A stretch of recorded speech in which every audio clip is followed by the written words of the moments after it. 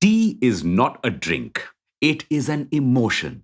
No matter how many Starbucks open in India and no matter how many new beverages come up, tea will remain India's favorite drink. चाय की जगह कोई नहीं ले सकता. Don't believe us? Then look at the numbers. While Indians drink approximately 16.6 cups of coffee per year, they drink 176.6 cups of tea. So, this International Tea Day, we thought we should take a look into India's tea production. Welcome back to Revolution Read On, a daily podcast where we break down one story from the world of business and finance. Click on the subscribe button to never miss an update from us. Here's your story for today. India is the second largest producer of tea in the world. Despite this, our exports are pretty limited. Kenya, which is the third largest producer of tea, exported around 323 million kilograms of tea in just 7 months, while India exported only 210 million kilograms. In fact, India's tea exports have been declining steadily.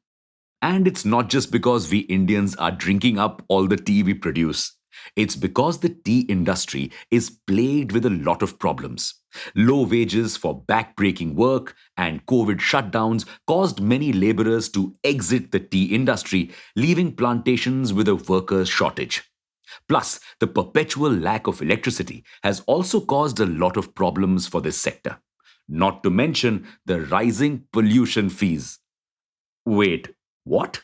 Yes, tea processing plants produce a lot of waste that can contaminate the air, water, and soil in that region. Which is why these plants are charged pollution control fees, which has now increased over the years. All of this, plus the ancient laws that govern the entire tea industry, are leading to a gradual decline in tea production. These ancient laws require that every tea plantation owner gets the permission from the government before planting tea. Not just that, but how much tea the farmers could export was also decided by the government. It can also set a ceiling price for tea sales. Plus, if a tea farm was shut for over 3 months, the government could take it over and run it without investigation. Worst of all, these farmers all had to pay a cess to promote tea and boost international tea drinking. But change is coming in this space in the form of a new tea bill.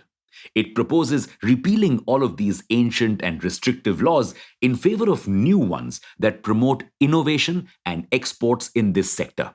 It will focus especially on small farmers, those with less than 10 hectares of land, by training them and helping them adopt new technology which can increase production. All of this is set to increase ease of doing the tea business and boost yields again.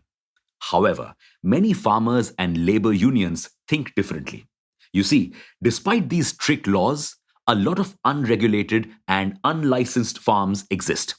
Plus, many workers claim that if the government stops taking control of abandoned or poorly managed farms, a lot of farmland will go to waste.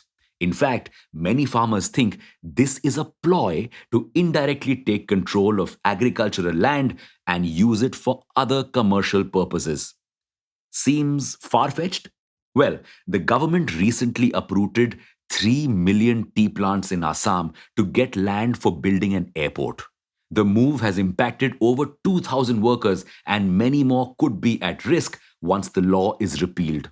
Also, no matter how strict the laws were, they were somewhat necessary to regulate the industry. For instance, regular inspections made sure that these plantations were growing quality tea crops. But a lack of regulation could lead to a lot of plantations growing substandard tea that is cheaper to produce. This could further harm our exports. Moreover, the new law doesn't really solve the actual problems plaguing the industry. To solve them, the government needs to ensure a proper power supply to tea processing factories, a good minimum wage for workers, and provide more subsidies to the industry for transportation and other costs. However, even if the government does bring in these new reforms, the tea industry will still be in trouble. Because it is facing a problem that laws and reforms cannot solve: climate change. Yes, climate change is now threatening your sham ki chai. Due to droughts, unseasonal rains, and ever increasing temperatures, the delicate tea crop is at a major risk. P.S. If you are a coffee drinker, don't think climate change will spare your favorite drink. Climate change is decreasing the yield of tea crops by 110 kilograms per hectare each year. If this continues, some species of tea could even go extinct. What's the solution? Solving climate change. But just in case we don't manage to do that before it is too late for the tea crops, scientists are developing tea crops that are resistant to climate change. Fingers crossed that this experiment works out. Well, that's your story for today. Thanks for listening in. Make sure to follow this podcast if you aren't already. We'll be back tomorrow.